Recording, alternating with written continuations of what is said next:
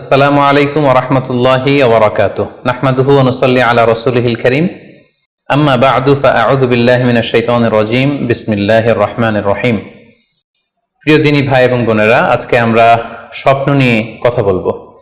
ইসলামে স্বপ্নের গুরুত্ব এবং তাৎপর্যের ব্যাপারে আমরা প্রায়ই অনেকের কাছ থেকে শুনে থাকি যে তারা ভয়ঙ্কর কিছু স্বপ্ন দেখে থাকেন এবং অনেকে স্বপ্ন দেখে এই স্বপ্নের ব্যাখ্যা কি হতে পারে বা তাবির কি হতে পারে সেটি জানবার জন্য অনেক সময় আমাদের শরণাপন্ন হন, বা অনেক মানুষ অনেক ধরনের স্বপ্ন দেখে থাকেন। এ ব্যাপারে আমাদের কাছে ওনারা জানতে চান যে এই স্বপ্নের মানে কি, এটার তাৎপর্য কি, এটা অর্থবহ কিনা, বা তাদের কি করা উচিত। তো সেজন্য আজকে আমরা এই স্বপ্ন নিয়ে the significance of dream in Islam এই ব্যাপারে বিস্তর আলোচনা করবার চেষ্টা করবো। আমা তাওফীকি ইল্লা বিল্লাহ।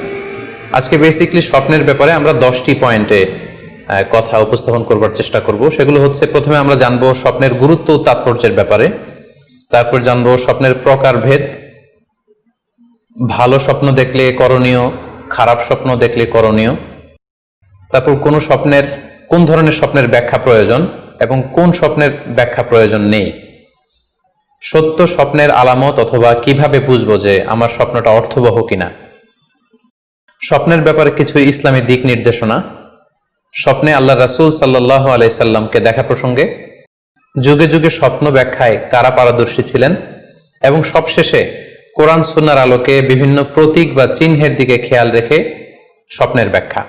এই 10টি পয়েন্টে আজকে আমরা স্বপ্ন নিয়ে আলোচনা করার চেষ্টা করবো ইনশাআল্লাহ। আমরা সাধারণত অনেকে মনে করে থাকি যে স্বপ্ন হচ্ছে নিছক একটি স্বপ্ন বা এটা কল্পনাপ্রসূত বিষয়।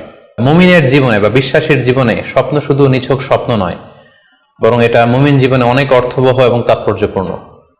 মুমিন জীবনে এটা একটা ভালো স্বপ্ন হতে পারে আল্লাহ তাআলার পক্ষ থেকে কোনো ধরনের সুসংবাদ কিংবা দিক নির্দেশনা, কিংবা হতে পারে বান্দার প্রতি সতর্কবাণী। একচোখা বস্তুবাদীরা বলে থাকে আমরা যখন ঘুমাই তখন মস্তিষ্ক আমাদের স্মৃতিগুলো নিয়ে নাড়াচাড়া করে, আমাদের স্মৃতিগুলোকে পুনর্বিন্যাস করে, আর সেটাই আমাদের কাছে স্বপ্ন হিসেবে ধরা দেয়। অর্থাৎ তারা বলতে চায় যে স্বপ্ন হচ্ছে ঘুমের ঘোরে আমাদের দৈনন্দিন জীবনে ঘটে যাওয়া আমাদের চিন্তা বা ভাবনার প্রতিচ্ছবি। কিন্তু ইসলামের দৃষ্টিতে স্বপ্ন শুধু আমাদের চিন্তা ভাবনার প্রতিচ্ছবি নয়, এটা হতে পারে আল্লাহ তাআলার পক্ষ থেকে সুসংবাদ, হতে পারে গ্ল্যাড টাইডিংস কিংবা সতর্কবাণী। তাই এই স্বপ্নের ব্যাপারে আমাদেরকে খুব ভালো ধারণা রাখা উচিত। শুরুতে আমরা বলবো যে এর গুরুত্ব এবং তাৎপর্য কতটুকু। স্বপ্ন হচ্ছে নবুয়তের সূচনা। নবুয়তের সূচনা হয়েছিল স্বপ্নের মাধ্যমে। আল্লাহ রাসূল সাল্লাল্লাহু আলাইহি ওয়াসাল্লাম যখন নবী হিসেবে অফিসিয়ালি অ্যাসাইন্ড হন, তার আগে তিনি টানা 6 মাস স্বপ্ন দেখেছেন, যেটা সহিহ বুখারীতে এসেছে। আউয়ালু মা বুদিআ বিহি রাসূলুল্লাহ সাল্লাল্লাহু আলাইহি ওয়াসাল্লাম আর-রুইয়া আস-সাদিকা ফিন নাওম। রাসূল সাল্লাল্লাহু আলাইহি ওয়াসাল্লামের কাছে ওহী বা রেভেলেশনের সূচনা হয়েছিল স্বপ্নের মাধ্যমে। ফাকানা লা ইয়ারা রুইয়া ইল্লা জাআত মিসলা ফালাকিস সুবহি। আর রাতে স্বপ্নে রাসূল সাল্লাল্লাহু আলাইহি ওয়াসাল্লাম যা দেখতেন, দিনের বেলা সেটা প্রভাতের সূর্য কিরণের ন্যায় রাসূল সাল্লাল্লাহু আলাইহি ওয়াসাল্লামের কাছে সুস্পষ্ট হয়ে যেত। অর্থাৎ যা তিনি রাতে দেখতেন স্বপ্নে, দিনের বেলা সেটাই হুবহু ঘটে যেত। তো এই হাদিস থেকে আমরা বুঝতে পারি যে স্বপ্ন হচ্ছে ওহীর সূচনা, অর্থাৎ ওহীর সূচনাটা হয়েছিল স্বপ্নের মধ্য দিয়ে। পাশাপাশি আমরা জানি যে ইব্রাহিম আলাইহিস সালাম উনি স্বপ্নে দেখেছিলেন যে উনি ওনার কলিজার টুকরো সন্তান ইসমাঈল আলাইহিস সালামকে জবাই করছেন, যেটা সূরাতুস সাফফাতের 102 নম্বর আয়াতে আল্লাহ তাআলা আমাদেরকে বলছেন। ইব্রাহিম আলাইহিস সালাম বলেছিলেন, ইয়া বুনাইয়া ইন্নী আরা ফিল মানামি আন্নী আযবাহুক ফানজুর মাযা তারা। অর্থাৎ, হে আমার সন্তান ইসমাঈল, আমি স্বপ্নে দেখেছি যে আমি তোমাকে জবাই করছি, এখন তোমার অভিমত কি, তোমার অপিনিয়ন কি? সাইয়েদনা ইসমাঈল আলাইহিস সালাম বলেছিলেন, ইফআল মা তুমার সাতাজিদুনি ইনশাআল্লাহু মিনাস সাবিরিন। মানে বাবা, আপনি স্বপ্নে যা দেখেছেন আপনি সেটাই করেন, আপনি আমাকে ধৈর্যশীলদের অন্তর্ভুক্ত পাবেন। ছেলের এই মন্তব্য শুনে সাইয়েদনা ইব্রাহিম আলাইহিস সালাম একটি ধারালো ছুরি নিয়ে সাইয়েদনা ইসমাঈল আলাইহিস সালামকে শুইয়ে দিয়ে জবাই করতে শুরু করলেন। তো এই ঘটনা থেকে বোঝা যায় নবীদের স্বপ্ন এটা সাধারণ কোনো স্বপ্ন নয়, এটা ওহীর অন্তর্ভুক্ত। নবীদের স্বপ্ন যদি নিছক স্বপ্নই হতো তাহলে একটা স্বপ্নের উপর ভিত্তি করে সাইয়েদনা ইব্রাহিম আলাইহিস সালাম ওনার সন্তানকে জবাই করার জন্য উদ্যত হতেন না। তার মানে বোঝা গেল নবীদের স্বপ্ন হচ্ছে এটা মিন ওয়াহিল্লাহ, এটা আল্লাহ তাআলার পক্ষ থেকে নবীদের প্রতি ওয়াহি। পাশাপাশি আল্লাহ রাসূল সাল্লাল্লাহু আলাইহি ওয়াসাল্লাম যখন মক্কার কাফিরদের দ্বারা অত্যাচারিত হয়ে মদিনায় হিজরত করেছিলেন। মদিনায় যাওয়ার প্রায় 6 বছর পরে 6ষ্ঠ হিজরিতে তিনি স্বপ্ন দেখলেন যে তিনি আবার মক্কায় ফিরে গিয়েছেন। সেখানে তিনি মসজিদুল হারামে প্রবেশ করেছেন এবং বাইতুল্লাহ শরীফ তিনি তাওয়াফ করছেন। তো এই স্বপ্ন দেখার পরে আল্লাহ রাসূল সাল্লাল্লাহু আলাইহি ওয়াসাল্লাম সাহাবাদেরকে নিয়ে উমরা করার জন্য মক্কায় রওনা হলেন। এটাই প্রমাণ করে যে স্বপ্ন যদি নবীদের জন্য নিছক স্বপ্ন হতো তাহলে এই ঝুঁকি, এই রিস্ক আল্লাহ রাসূল সাল্লাল্লাহু আলাইহি ওয়াসাল্লাম নিতেন না। কিন্তু এই ঝুঁকি নিয়েও তিনি উমরা করতে গিয়েছিলেন, যদিও সে বছর তিনি উমরা করতে পারেননি, ওনাকে ফিরে আসতে হয়েছিল। তৎপরবর্তী বছর অর্থাৎ 7ম হিজরিতে তিনি এই উমরাটি সম্পাদন করেছিলেন। তো এই আয়াত এবং রাসূল সাল্লাল্লাহু আলাইহি ওয়াসাল্লামের এই ঘটনাকে কেন্দ্র করে বোঝা যায় স্বপ্ন শুধু নবীদের জন্য স্বপ্ন নয়, এটা ওহীর অন্তর্ভুক্ত। সূরাতুল ফাতহে আল্লাহ তাআলা ইরশাদ করছেন, লাকাদ সাদাকাল্লাহু রাসূলাহুর রুইয়া বিল হক লা তাদখুলুন্নাল মাসজিদাল হারামা ইনশাআল্লাহ। অর্থাৎ আল্লাহ তাআলা আপনার স্বপ্নকে হে নবী অবশ্যই সত্যায়ন করবেন এবং অচিরে ইনশাআল্লাহ আপনি মসজিদুল হারামে উমরা করার জন্য প্রবেশ করবেন। তাহলে প্রথমে আমরা জানলাম যে নবীদের কাছে ওহীর সূচনা, বিশেষ করে রাসূল সাল্লাল্লাহু আলাইহি ওয়াসাল্লামের কাছে ওহীর সূচনা হয়েছিল স্বপ্নের মধ্যে দিয়ে। এরপর আমরা জানলাম নবীদের স্বপ্ন নিছক স্বপ্ন নয়, এটা ওহীর অন্তর্ভুক্ত। এই পর্যায়ে আমরা জানবো যে বিশ্বাসীদের জন্য, যারা মুমিন, তাদের জন্য স্বপ্নের গুরুত্ব কতটুকু। সেক্ষেত্রে আমরা সহিহ বুখারীর একটা হাদিস উল্লেখ করতে পারি, যেখানে আল্লাহ রাসূল সাল্লাল্লাহু আলাইহি ওয়াসাল্লাম বলেছেন, লাম ইয়াবকা মিনান নবুওয়াতি ইল্লাল মুবাশশিরাত। অর্থাৎ নবুয়ত আর পৃথিবীতে নেই, নবী হওয়ার সুযোগ আর পৃথিবীতে নেই, নবুয়ত বন্ধ হয়ে গিয়েছে। কিন্তু আল্লাহ তাআলার পক্ষ থেকে মুবাশশিরাত কিন্তু বন্ধ হয়নি, মুবাশশিরাত আসবে। সাহাবা জিজ্ঞেস করলেন, ওমাল মুবাশশিরাত, হে আল্লাহ রাসূল মুবাশশিরাত কি? আল্লাহ রাসূল সাল্লাল্লাহু আলাইহি ওয়াসাল্লাম বললেন, আর রুইয়া আস-সালিহা। মুবাশশিরাত হচ্ছে সত্য স্বপ্ন। বিশ্বাসীরা যখন রাত্রিবেলা সত্য স্বপ্ন দেখবে, বিশ্বাসীদের জন্য সত্য স্বপ্ন বা সুন্দর স্বপ্ন নিছক স্বপ্ন নয়, এটা আল্লাহ তাআলার পক্ষ থেকে গ্ল্যাড টাইডিংস, সুসংবাদ হতে পারে অথবা সতর্ক করা হতে পারে। এমনকি আল্লাহ রাসূল সাল্লাল্লাহু আলাইহি সাল্লাম বলেছেন যে ভালো স্বপ্ন হচ্ছে নবুয়তির 46 ভাগের 1 ভাগ।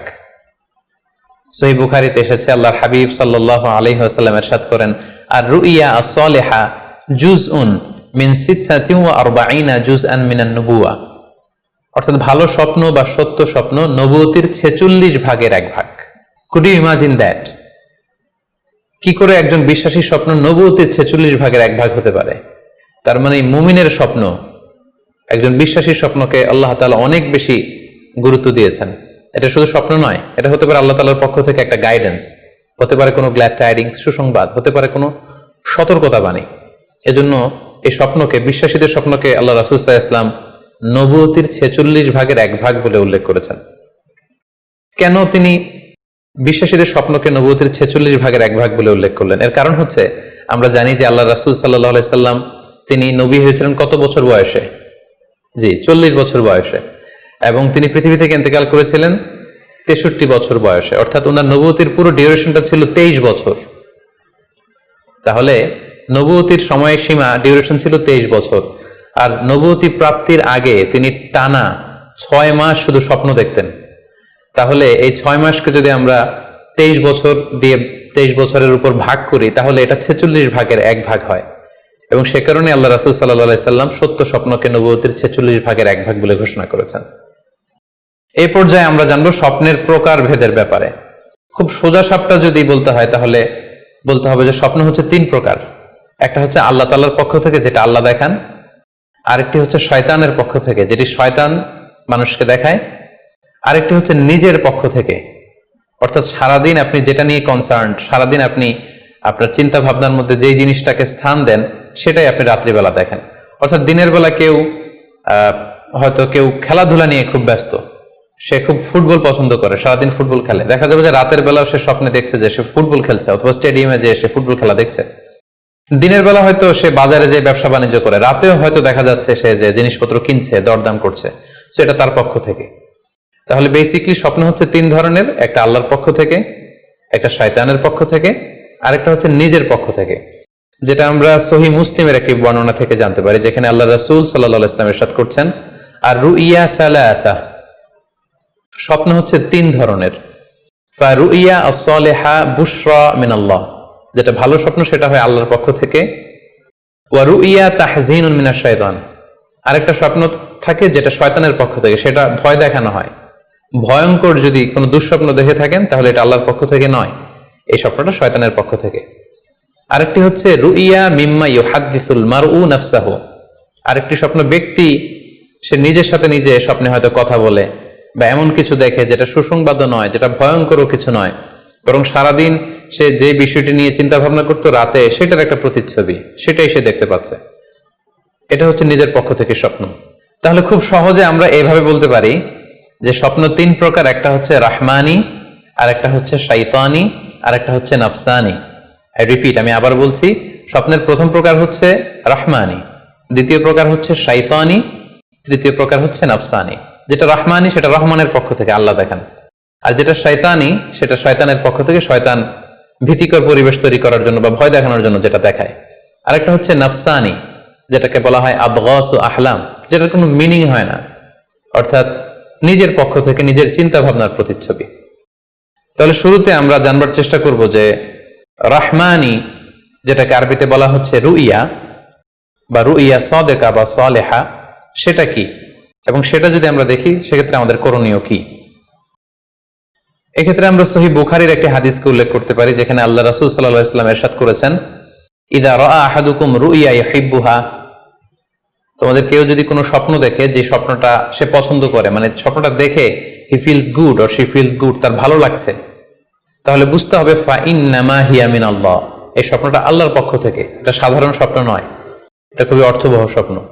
তখন সে কি করবে? ফালিয়াহমাদিল্লাহ আলাইহা, সে তখন এই সুন্দর স্বপ্ন দেখার কারণে আল্লাহ শুকরিয়া করবে। ওয়াল ইউহাদ্দিস বিহা, এবং চাইলে সে এই স্বপ্নের কথা মানুষের কাছে বর্ণনা করতে পারে বা শেয়ার করতে পারে। তাহলে সহিহ বুখারীর এই হাদিসের ভাষ্য অনুযায়ী আমরা যেটা বুঝলাম, আমরা যদি ভালো কোনো স্বপ্ন দেখি তাহলে তিনটি কাজ করা যেতে পারে।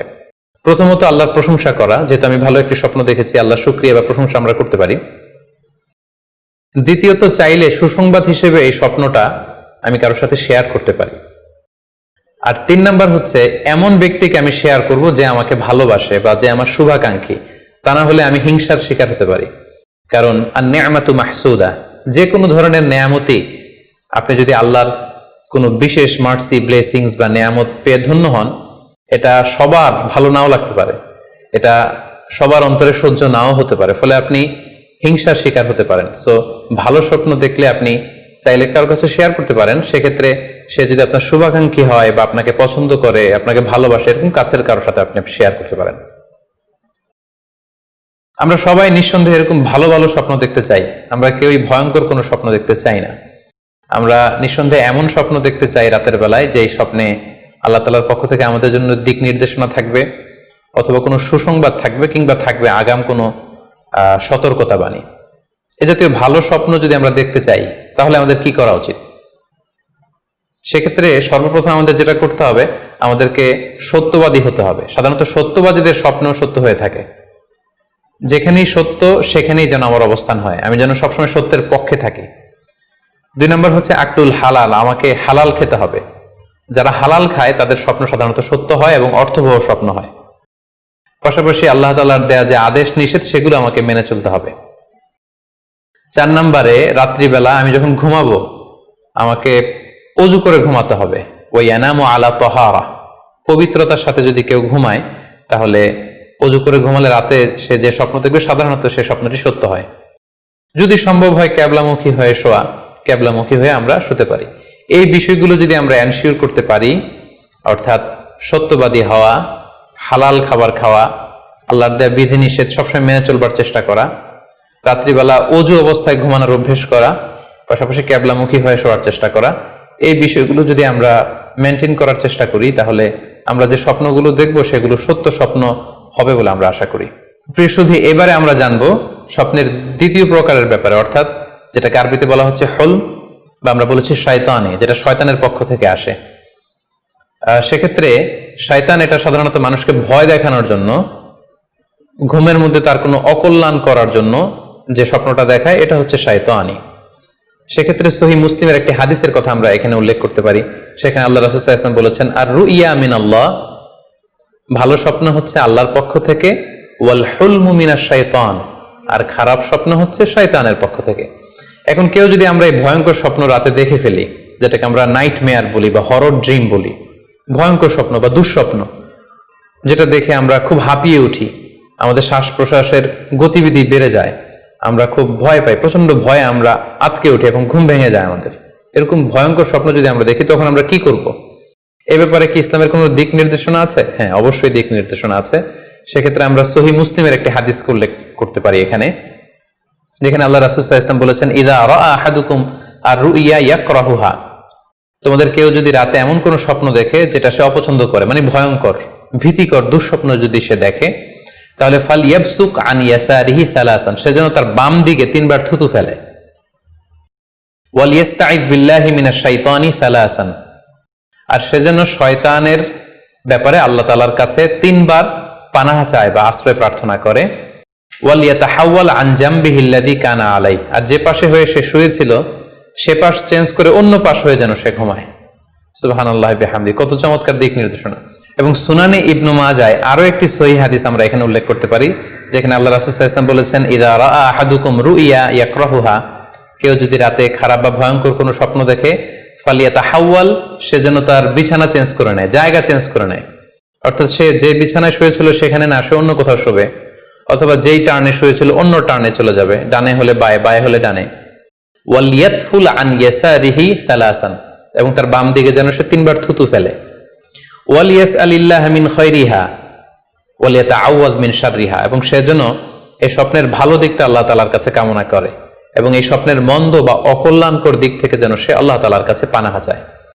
সম্মানিত সুধী মণ্ডলী, এই হাদিস দুটির আলোকে আমরা বুঝতে পারি যে কেউ যদি হরর ড্রিম বা নাইট মেয়ার, যেটাকে আমরা দুঃস্বপ্ন বা ভয়ঙ্কর স্বপ্ন বলছি, এই ধরনের স্বপ্ন অনেকেই দেখে থাকে এবং আমাদের কাছে প্রায় বলে যে সে দুঃস্বপ্ন দেখে রাতের বেলা, ভয়ে সে ভটকে যায়, আটকে ওঠে, ঘুম ভেঙে যায়।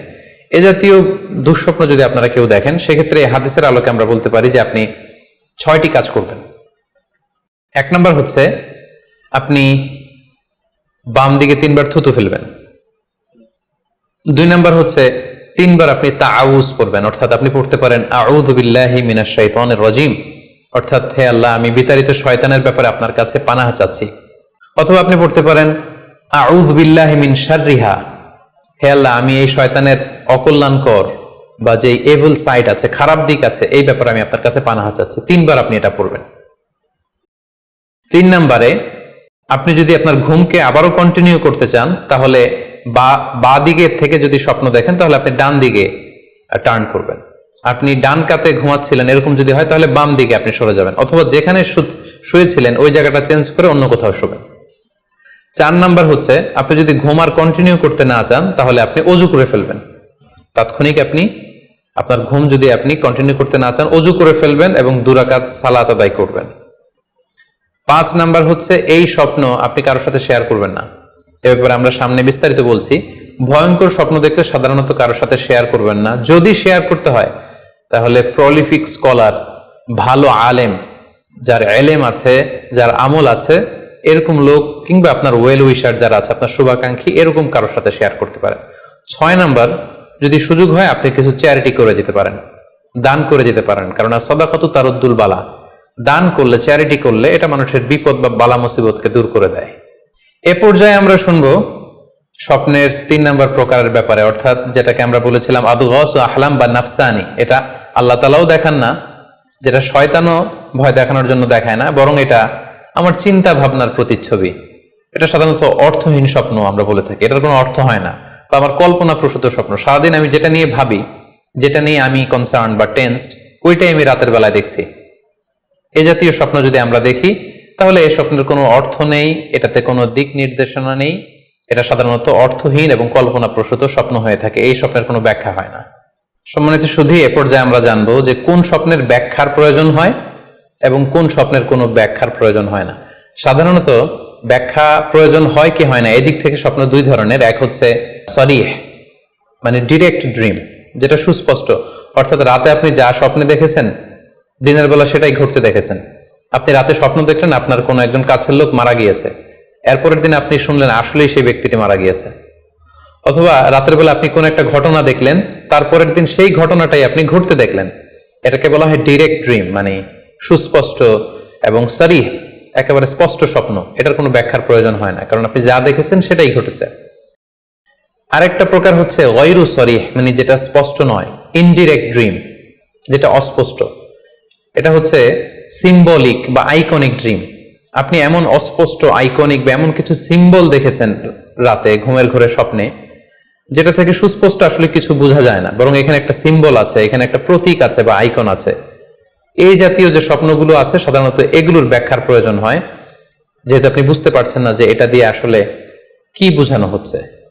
সম্মানিত সুধী, এ পর্যায়ে আমরা জানার চেষ্টা করব যে সত্য স্বপ্নের আলামত কি কি, অর্থাৎ কিভাবে বুঝবো যে আমি যে স্বপ্নটা দেখেছি এই স্বপ্নটা সত্য কিনা বা অর্থবহ কিনা। অনেকে আমাদের কাছে জানতে চায় যে আমি এই স্বপ্নটা দেখেছি, এটা কি সত্য স্বপ্ন, এটা কি অর্থবহ স্বপ্ন, বা এটা কি আল্লাহর পক্ষ থেকে কোনো গাইডেন্স মূলক বা দিক নির্দেশনা বা সুসংবাদমূলক স্বপ্ন।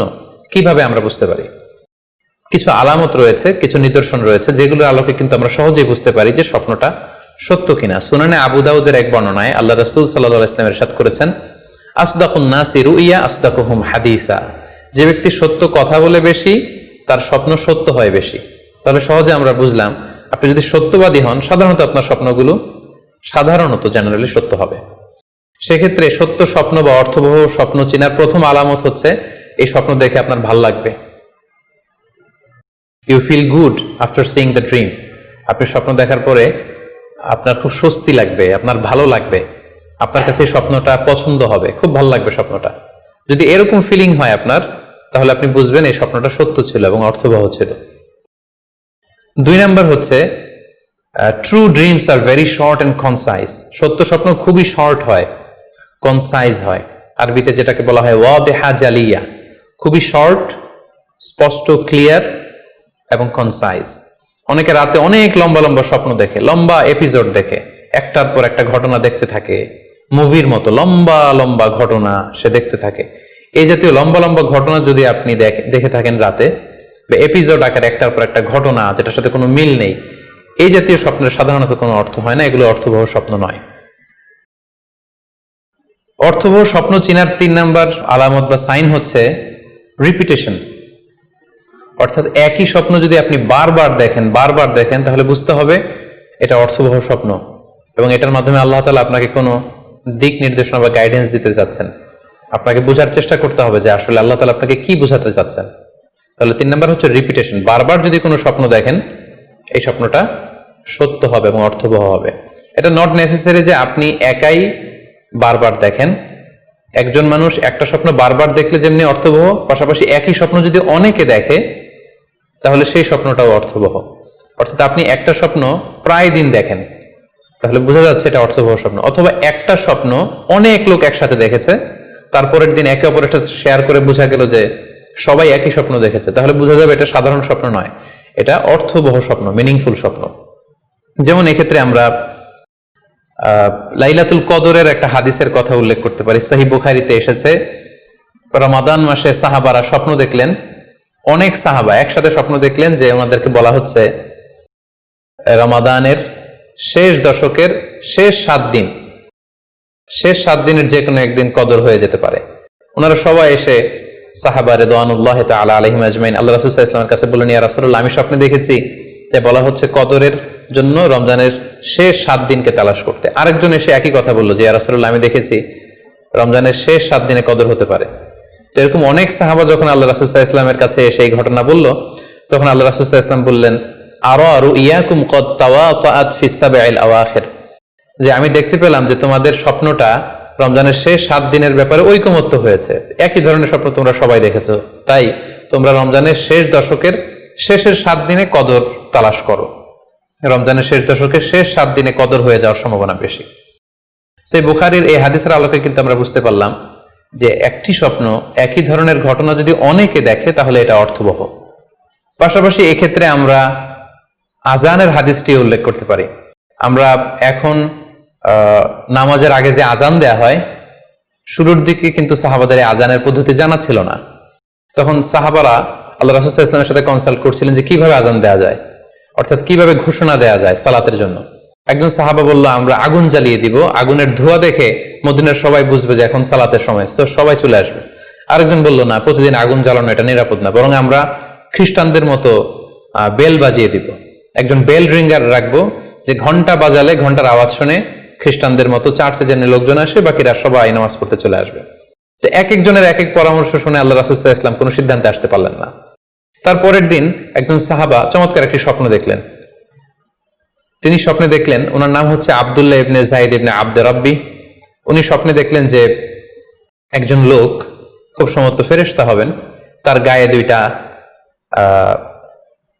সবুজ রঙের জামা এবং তার হাতে বেল, ঘন্টা। তখন তিনি ওনাকে জিজ্ঞেস করলেন, আপনি কি ঘন্টা বিক্রি করেন?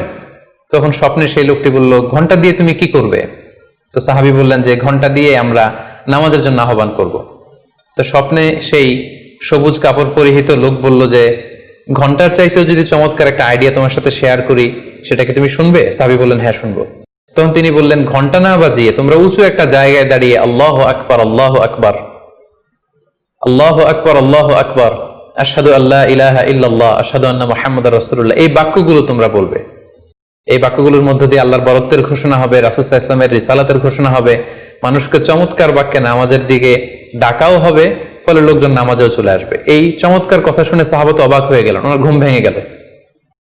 উনি সকালবেলা আল্লাহ রাসূল সাল্লাল্লাহু আলাইহি ওয়াসাল্লামের কাছে এসে পুরো ঘটনা শোনালেন যে একজন লোককে আমি দেখলাম হাতে ঘন্টা, আমি বললাম ঘন্টা কিনবো সালাতের আহ্বানের জন্য, তিনি আমাকে এই কয়েকটা বাক্য শিখিয়ে বললেন ঘন্টা না বাজিয়ে এই বাক্যগুলো দিয়ে আহ্বান করলে কেমন হয়।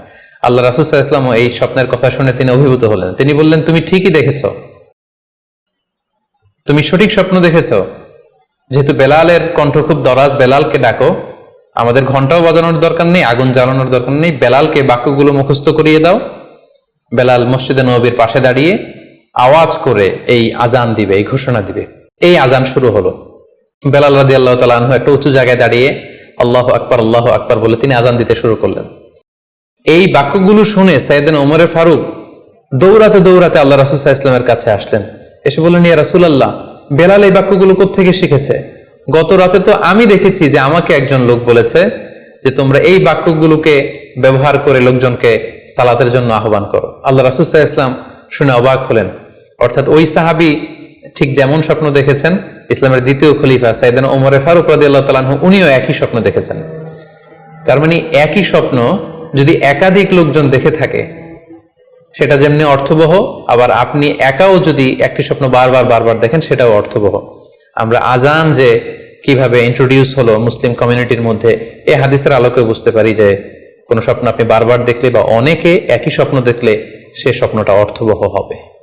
অর্থবহ স্বপ্ন দেখার 4 নম্বর সাইন হচ্ছে শেষ রাতের স্বপ্ন সাধারণত অর্থবহ হয়, অর্থাৎ লাস্ট 1/3 অফ দ্য নাইট, রাতের শেষাংশে যদি আপনি ফজরের আগ দিয়ে যে স্বপ্নটা মানুষ দেখে, সাধারণত এই স্বপ্নটা অর্থবহ হয়, এটা সত্য স্বপ্ন হয়। কারণ এই টাইমে আল্লাহ তাআলা প্রথম আকাশে নেমে আসেন বা মনোনিবেশ করেন এবং ডাকতে থাকেন, কার রিজিকের দরকার আমি রিজিক দেব, কার অর্থের দরকার আমি অর্থ এর ব্যবস্থা করে দেব, কার কি দরকার আমার কাছে চাও, অসুস্থরা আমি তাদেরকে সুস্থ করে দেব। সো ওই টাইমে আল্লাহ তাআলার বিশেষ একটা রহমত পৃথিবীতে নেমে আসে, ফলে শেষ রাতের স্বপ্ন সাধারণত অর্থবহ স্বপ্ন হয়। পাশাপাশি হাদিসে এসেছে যে কিয়ামতের আগ দিয়ে মুমিনরা যে স্বপ্নগুলো দেখবে, এই স্বপ্নগুলো সাধারণত অর্থবহ হবে। অর্থাৎ কিয়ামতের একেবারে আগ মুহূর্তে যখন মুসলমানরা খুব স্ট্রাগল করবে, মুসলমানরা যখন খুব বিপদে থাকবে, তখন মুসলমানদের যে স্বপ্নগুলো তারা রাতের বেলা দেখবে, এগুলো মিথ্যা হবে না, বেশিরভাগ স্বপ্নই সত্য হবে, অর্থবহ হবে। যেটা আমরা সহিহ বুখারীর একটা হাদিস থেকে জানতে পারি, যেখানে আল্লাহ রাসূল সাল্লাল্লাহু আলাইহি ওয়াসাল্লাম ইরশাদ করেছেন, ইযা ইকতারাবা যামানু লাম তাকাদ রুইয়াল মুমিনি তাকযিব, অর্থাৎ কিয়ামতের সময় যত ঘনিয়ে আসবে, কাছাকাছি আসবে, মুমিন বা বিশ্বাসীদের স্বপ্ন ঠিক তত সঠিক হতে থাকবে। মুমিনদের তখনকার স্বপ্ন বেশিরভাগই সত্য হবে, সেটা মিথ্যা হবে না। তাহলে এই হাদিস থেকে আমরা জানলাম কিয়ামতের আগ দিয়ে মুমিনরা যে স্বপ্নগুলো দেখবে, এগুলো সত্য হবে, অর্থবহ হবে। এ পর্যায়ে আমরা জানবার চেষ্টা করব যে স্বপ্নের ব্যাপারে কিছু ইসলামিক দিক নির্দেশনা রয়েছে। আমরা যদি এই দিক নির্দেশনাগুলো, গাইডেন্সগুলো মেনে চলি, তাহলে স্বপ্ন নিয়ে আমাদের খুব একটা কনফিউশনে থাকতে হবে না।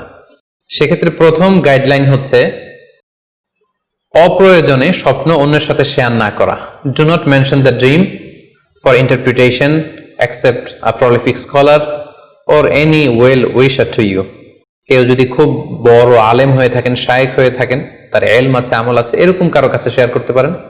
অথবা আপনার শুভাকাঙ্ক্ষী, আপনাকে ভালো অ্যাডভাইস করতে পারে, আপনাকে পছন্দ করে, এরকম লোক ছাড়া কারোর কাছে স্বপ্ন শেয়ার করা যাবে না। সুনানি তিরমিজিতে স্বপ্ন অন্যের সাথে শেয়ার না করার ব্যাপারে একটি হাদিস এসছে, যেখানে আল্লাহ রাসূল সাল্লাল্লাহু আলাইহি সাল্লাম বলেছেন, লা ইয়াকুসুহা ইল্লা আলা ওয়াদ্দিন, অর্থাৎ যে তোমাকে পছন্দ করে এমন কারো কাছে ছাড়া স্বপ্ন শেয়ার করবে না।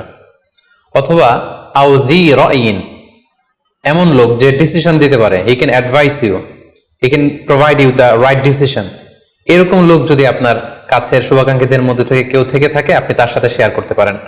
ওয়ালা ইউহাদ্দিসু বিহা ইল্লা লাবিবান আও হাবিবান, সে আপনার হাবিব, সে আপনার বন্ধু, সব কাছের লোক, বজম ফ্রেন্ড, আপনার শুভ কামনা করে সব সময়, এই জাতীয় লোকের কাছে আপনি স্বপ্ন শেয়ার করতে পারেন। অন্য এক বর্ণনায় এসেছে, ওয়ালা ইয়াকুসু রুইয়া ইল্লা আলা আলিমিন আও নাসিহ, স্বপ্ন শেয়ার করতে হলে ভালো আলেমের কাছে শেয়ার করো, অথবা নাসিহ, যে তোমাকে ভালো অ্যাডভাইস করতে পারবে, উপদেশ দিতে পারবে, এরকম কারো কাছে শেয়ার করো, অন্য কারো কাছে নয়। সুনানে তিরমিজিতে এ ব্যাপারে একটি বাব রচনা করা হয়েছে, যে বাবু লা তাকুসু রুইয়া ইল্লা আলা আলিম আও নাসিহ, আলেম বা শুভাকাঙ্ক্ষী নসিহতকারী ছাড়া কারো কাছে স্বপ্ন শেয়ার করা যাবে না। এর কারণ হচ্ছে, আমরা আগেই বলেছি যে আপনি স্বপ্নে যদি ভালো কিছু দেখে থাকেন, এটা এমন কারো কাছে যদি শেয়ার করেন যে আপনাকে পছন্দ করে না, তাহলে আপনি হিংসার শিকার হতে পারেন। সেক্ষেত্রে আমরা সূরা ইউসুফের 5 নম্বর আয়াতের কথা খেয়াল করতে পারি, যেখানে ইউসুফ আলাইহিস সালাম বলেছিলেন যে ইয ক্বালা ইউসুফু লি আবিহি ইয়া আবাতি ইন্নী রাআইতু আহাদা আশারা কাওকাবান ওয়া শামসা ওয়াল কমারা রাআইতুহুম লি সাজিদিন ক্বালা ইয়া বুনাইয়া লা তাকসুস রুইয়াকা আলা ইখওয়াতিকা ফায়াকিদু লাকা কাইদা। ছোট্ট ইউসুফ আলাইহিস সালাম তিনি স্বপ্নে দেখলেন যে চন্দ্র, সূর্য এবং আকাশের 11টা তারা সবকিছু ওনার সম্মানে সিজদায় লুটিয়ে পড়েছে। তো ইয়াকুব আলাইহিস সালাম ওনার ছেলেকে বললেন যে, বাবা ইউসুফ, খবরদার, সাবধান, এই স্বপ্নের কথা তুমি তোমার ভাইদেরকে বলতে যেও না। যদি তুমি তোমার ভাইদের সাথে এই চমৎকার স্বপ্নের কথা শেয়ার করো, তাহলে ফায়াকিদু লাকা কাইদা, তারা তোমাকে নিয়ে হিংসা করবে, ষড়যন্ত্র করবে। তাহলে আমরা বুঝলাম যে যার তার কাছে চাইলে আমরা স্বপ্ন শেয়ার করতে পারবো না, বরং এক্ষেত্রে বুঝে শুনে সাবধানে শেয়ার করতে হবে। এক্ষেত্রে মুস্তাদরাকে হাকিমে একটি চমৎকার হাদিস উল্লেখ হয়েছে, সেটি হচ্ছে কেন যে কারো কাছে স্বপ্ন শেয়ার করা যাবে না, করলে সমস্যা কি।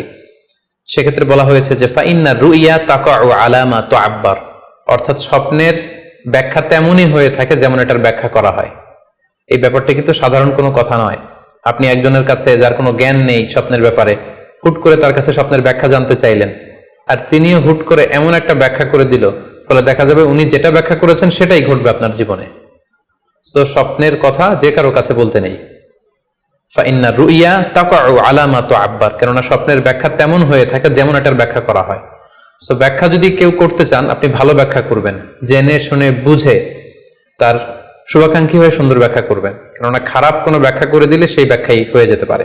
স্বপ্নের কথা কেন যে কোনো মানুষের কাছে শেয়ার করতে নেই, তার কারণ হিসেবে আমরা সুনানে দারমির একটি হাদিসকে এখানে উল্লেখ করতে পারি, যে হাদিসটিকে ইবনে হাজার আল আসকালানি উনি ওনার ফাথুল বারিতে হাসান বলে উল্লেখ করেছেন। আল্লাহ রাসূল সাল্লাল্লাহু আলাইহি ওয়াসাল্লামের কাছে মদিনাতে প্রায় একজন নারী এসে স্বপ্নের ব্যাখ্যা জানতে চাইতেন। সে নারী বলতেন যে, ইয়া রাসূলুল্লাহ, আমি প্রায় স্বপ্নে দেখি যে আমার ঘরের একটি পিলার ভেঙে গিয়েছে এবং আমি অন্ধ সন্তান প্রসব করেছি।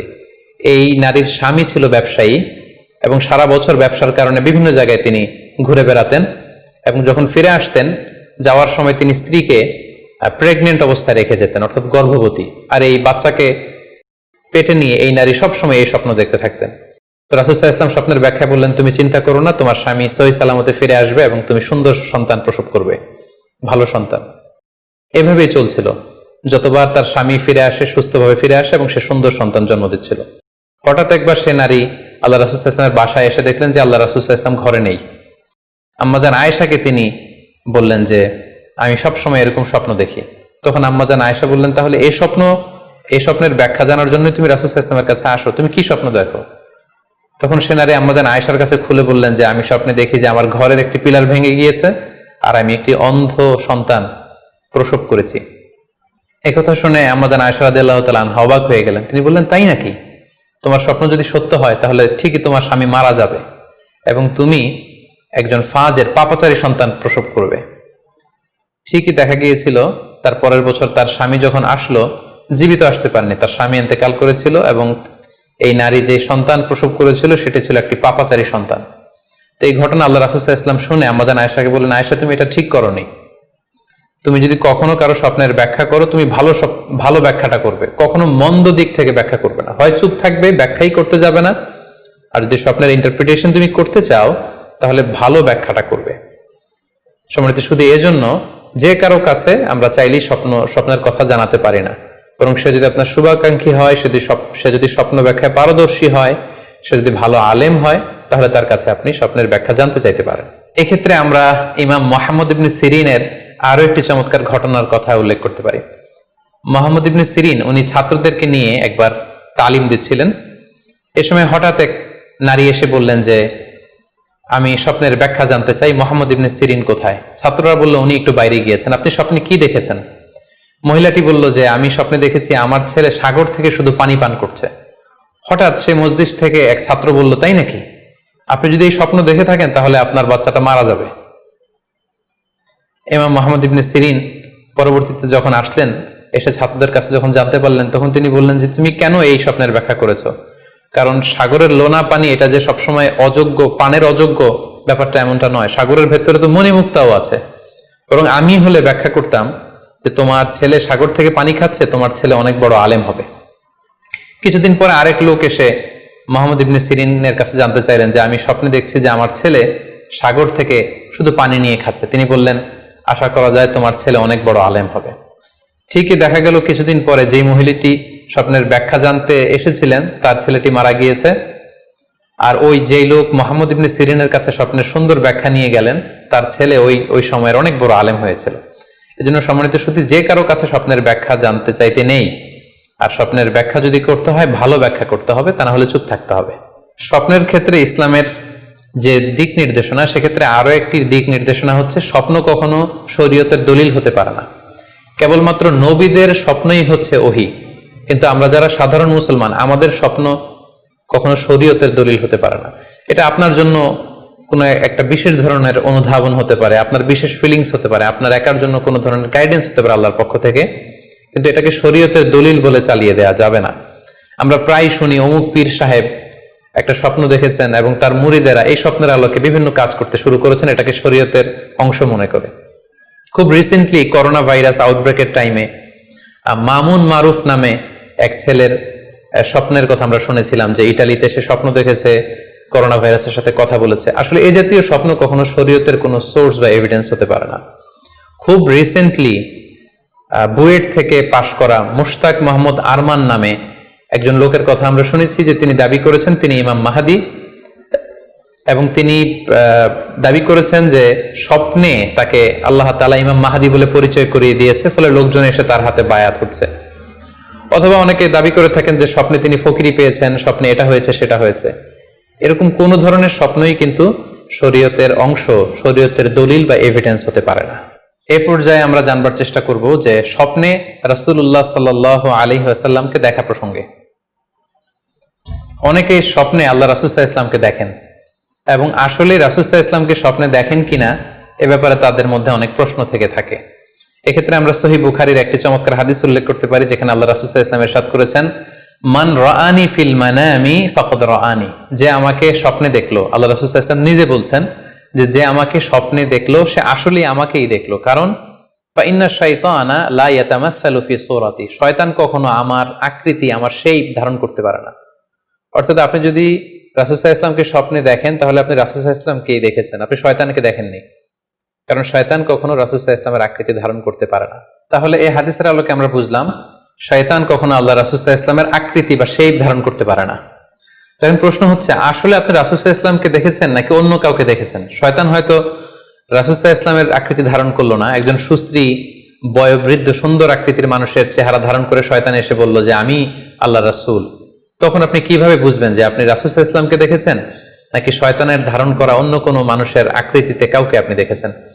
সেক্ষেত্রে বোঝার মাধ্যম হচ্ছে আল্লাহ রাসূল সাল্লাল্লাহু আলাইহি ওয়াসাল্লামের দাড়ি কেমন ছিল, চেহারা কেমন ছিল, চুল কেমন ছিল, দৈহিক গঠন কেমন ছিল, আকৃতি কেমন ছিল, এগুলো কিন্তু আমরা হাদিস থেকে পাই, কিংবা শামায়েলে তিরমিজিতে রাসূল সাল্লাল্লাহু আলাইহি ওয়াসাল্লামের বডি স্ট্রাকচার, ওনার চেহারা, ওনার অবয়বের ব্যাপারে বর্ণনা পাই। আপনি স্বপ্নে যাকে দেখেছেন তার চেহারা, আকৃতি এবং বর্ণনা যদি রাসূল সাল্লাল্লাহু আলাইহি ওয়াসাল্লামের দৈহিক বর্ণনার সাথে মিলে যায়, তাহলে বোঝা যাবে যে আপনি আসলেই আল্লাহ রাসূল সাল্লাল্লাহু আলাইহি সাল্লামকে দেখেছেন। কিন্তু আপনি স্বপ্নে দেখা মানুষটি তার চেহারার সাথে যদি রাসূল সাল্লাল্লাহু আলাইহি ওয়াসাল্লামের চেহারার যে বর্ণনা সেটির সাথে যদি কোনো মিল না থাকে, যদি তার চেহারা রাসূল সাল্লাল্লাহু আলাইহি ওয়াসাল্লামের চেহারার মতো না হয়, শামায়েলে তিরমিজিতে যে বর্ণনা আছে সেরকম যদি না হয়, তাহলে বোঝা যাবে আপনি রাসূল সাল্লাল্লাহু আলাইহি ওয়াসাল্লামকে দেখেননি, বরং অন্য কাউকে দেখেছেন। এক্ষেত্রে আমরা মুহাম্মদ ইবনে সিরিনের ঘটনা উল্লেখ করতে পারি। ওনার কাছে কেউ এসে যদি বলতো যে আমি স্বপ্নে আল্লাহ রাসূল সাল্লাল্লাহু আলাইহি ওয়াসাল্লামকে দেখেছি, তখন মুহাম্মদ ইবনে সিরিন জিজ্ঞেস করতেন, তুমি কি দেখেছো বলো তো, তুমি যাকে দেখেছো তার দাড়ি কেমন, তার চেহারা কেমন, তার চোখ নাক কেমন, তার গড়ন কেমন। তখন ওই ব্যক্তি যখন বর্ণনা দিত আর সেই বর্ণনা যখন আল্লাহ রাসূল সাল্লাল্লাহু আলাইহি ওয়াসাল্লামের আকৃতির সাথে মিলে যেত, তখন মুহাম্মদ ইবনে সিরিন বলতেন, তুমি ঠিকই স্বপ্নে আল্লাহ রাসূল সাল্লাল্লাহু আলাইহি ওয়াসাল্লামকে দেখেছো। কিন্তু ওই ব্যক্তির বর্ণনা যদি এমন হতো যে না, এর সাথে রাসূল সাল্লাল্লাহু আলাইহি ওয়াসাল্লামের হাদিসে বা শামায়েলে তিরমিজিতে রাসূল সাল্লাল্লাহু আলাইহি ওয়াসাল্লামের দেহের যে বর্ণনা, এটার সাথে কোনো মিল নেই, তখন মুহাম্মদ ইবনে সিরিন বলতেন, না, তুমি স্বপ্নে আল্লাহ রাসূল সাল্লাল্লাহু আলাইহি ওয়াসাল্লামকে দেখোনি, বরং তুমি অন্য কাউকে দেখেছো। এ পর্যায়ে আমরা জানবার চেষ্টা করব যে যুগে যুগে কারা স্বপ্ন ব্যাখ্যায় খুব পারদর্শী ছিলেন। নবীদের মধ্যে সাইয়েদনা ইউসুফ আলাইহিস সালাম, তিনি সবচেয়ে ভালো স্বপ্নের ব্যাখ্যা করতে পারতেন। সাহাবাদের মধ্যে সাইয়েদনা আবু বকর রাদিয়াল্লাহু তাআলা আনহু চমৎকার স্বপ্নের ব্যাখ্যা করতে পারতেন, এবং তাবিঈদের মধ্যে মুহাম্মদ ইবনে সিরিন চমৎকার স্বপ্নের ব্যাখ্যা করতে পারতেন। আর বলার অপেক্ষা রাখে না যে অবশ্যই আল্লাহ রাসূল সাল্লাল্লাহু আলাইহি ওয়াসাল্লাম তিনিও চমৎকার স্বপ্নের ব্যাখ্যা করতে পারতেন। সহিহ মুসলিমে, সুনানে আবু দাউদে একটা হাদিস এসেছে যে আল্লাহ রাসূল সাল্লাল্লাহু আলাইহি ওয়াসাল্লাম ফজরের সালাতের পরে তাসবিহ শেষে সাহাবাদের কাছে জানতে চাইতেন যে গতকাল রাতে কে কি স্বপ্ন দেখেছো আমার কাছে বলো, আমি সেই স্বপ্নের ইন্টারপ্রিটেশন তোমাদেরকে জানাবো।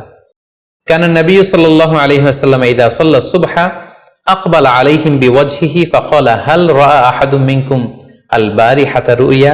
সহিহ মুসলিমের বর্ণনা, ফজরের নামাজের পর তিনি প্রত্যেকদিন জিজ্ঞেস করতেন, গতকাল রাতে কেউ কি কোনো ভালো স্বপ্ন দেখেছো, কেউ কি কোনো স্বপ্ন দেখেছো, আমার কাছে উল্লেখ করো, আমি এটার ব্যাখ্যা করে দিব। সম্মানিত শুধু আমরা বলছিলাম যে ইউসুফ আলাইহিস সালাম খুব ভালো স্বপ্নের ব্যাখ্যা করতে পারতেন, এবং সূরা ইউসুফের 111 নম্বর আয়াতে ব্যাপারে আল্লাহ উল্লেখ করেছেন সাইয়েদনা ইউসুফ আলাইহিস সালামের কথা, যে তিনি বলেছেন, রব্বি কদ আতাইতানি মিনাল মুলকি ওয়া আল্লামতানি মিন তা'ওয়িলিল আহাদিস। মানে হে আমার রব, আপনি আমাকে রুলিং পাওয়ার দিয়েছেন এবং আপনি আমাকে you taught me how to interpret the dreams, কিভাবে স্বপ্নের ব্যাখ্যা করতে হয় এটা আপনি আমাকে শিক্ষাদান করেছেন। এবং সূরা ইউসুফে আমরা জানি যে 3টি স্বপ্নের কথা সেখানে উল্লেখ রয়েছে। ইউসুফ আলাইহিস সালাম নিজেই একটি স্বপ্ন দেখেছিলেন ছোটবেলায়, তারপর দুজন প্রিজনার ইউসুফ আলাইহিস সালামের সাথে জেলখানায় ছিল, তাদের 2টা স্বপ্নের ব্যাখ্যা তিনি করে দিয়েছেন, এবং মিশরের তৎকালীন যে রাজা কিং, সেই কিং এর স্বপ্নের ব্যাখ্যাও সাইয়েদনা ইউসুফ আলাইহিস সালাম করে দিয়েছিলেন। সাহাবীদের মধ্যে সাইয়েদনা আবু বকর রাদিয়াল্লাহু তাআলা আনহু চমৎকার স্বপ্নের ব্যাখ্যা করতে পারতেন, এবং আল্লাহ রাসূল সাল্লাল্লাহু আলাইহি ওয়াসাল্লাম মাঝে মাঝে ইচ্ছা করে আবু বকর রাদিয়াল্লাহু তাআলা আনহুর কাছে স্বপ্নের ব্যাখ্যা জানতে চাইতেন, এবং আবু বকর রাদিয়াল্লাহু তাআলা আনহু নিজেও মাঝে মাঝে ইচ্ছা করে রাসূল সাল্লাল্লাহু আলাইহি ওয়াসাল্লামের কাছে বলতেন যে ইয়া রাসূলুল্লাহ, এই স্বপ্নের ব্যাখ্যাটা আমি করি। আল্লাহ রাসূল সাল্লাল্লাহু আলাইহি ওয়াসাল্লাম তখন আবু বকর রাদিয়াল্লাহু তাআলা আনহুকে স্বপ্নের ব্যাখ্যা করার অনুমতি প্রদান করতেন। এক্ষেত্রে আমরা আল খাসাইসুল কুবরা, জালালউদ্দিন সুয়ুতির লেখা, সেখানকার একটি বর্ণনার কথা উল্লেখ করতে পারি, যেখানে আল্লাহ রাসূল সাল্লাল্লাহু আলাইহি সাল্লাম আবু বকর রাদিয়াল্লাহু তাআলা আনহুর কাছে একটি স্বপ্নের উল্লেখ করলেন। বললেন, আবু বকর, আমি গত রাতে স্বপ্নে দেখেছি যে তুমি আর আমি দুজন মিলে দৌড় প্রতিযোগিতা করছি, এবং দেখলাম যে আমি তোমার 2.5 গজ সামনে, তুমি আমার 2.5 গজ পেছনে, অর্থাৎ আমি এই দৌড় প্রতিযোগিতায় বিজয় লাভ করেছি এবং তুমি আমার 2.5 হাত পেছনে। এর ব্যাখ্যা কি হতে পারে?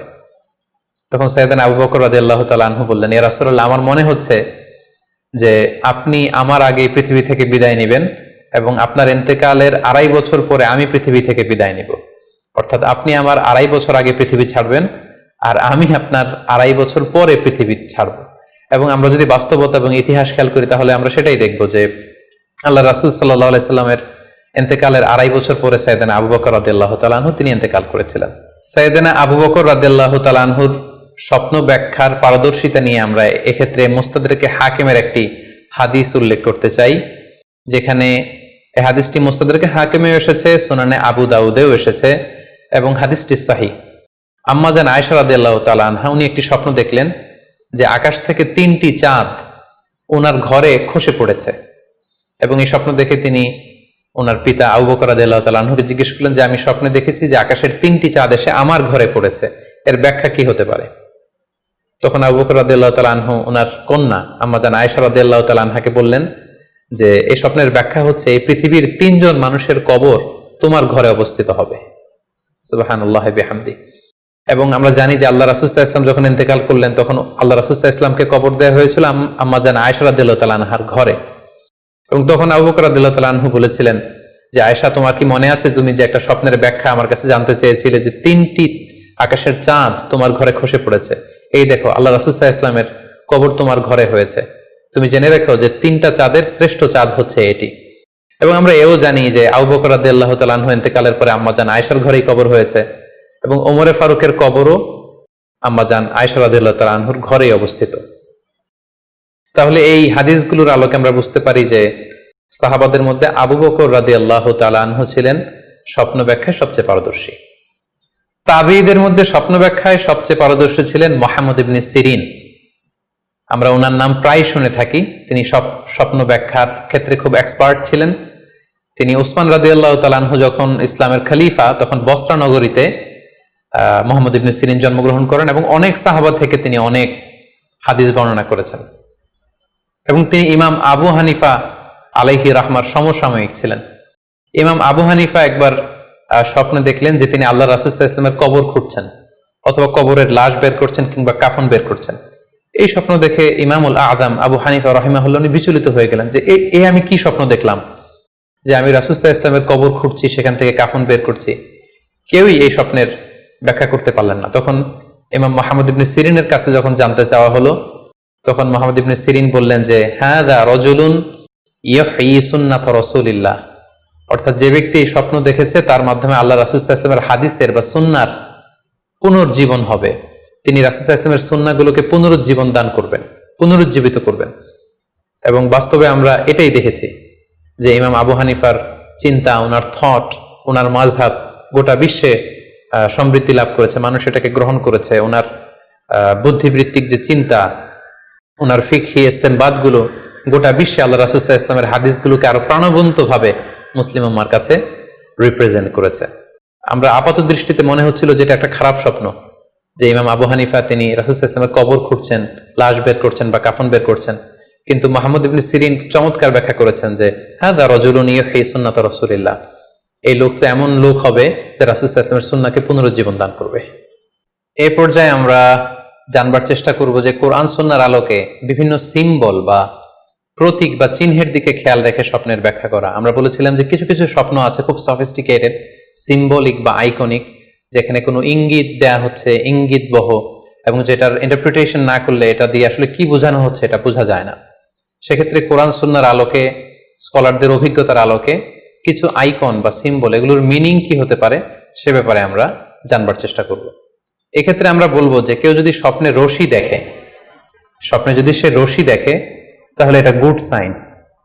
এটা কেমন যেন আল্লাহর সাথে একটা প্রতিশ্রুতির সাথে সম্পৃক্ত, কারণ আল্লাহ তাআলা কোরআনে ইরশাদ করেছেন ওয়াতাসিমু বিহাবলিল্লাহি জামিআ।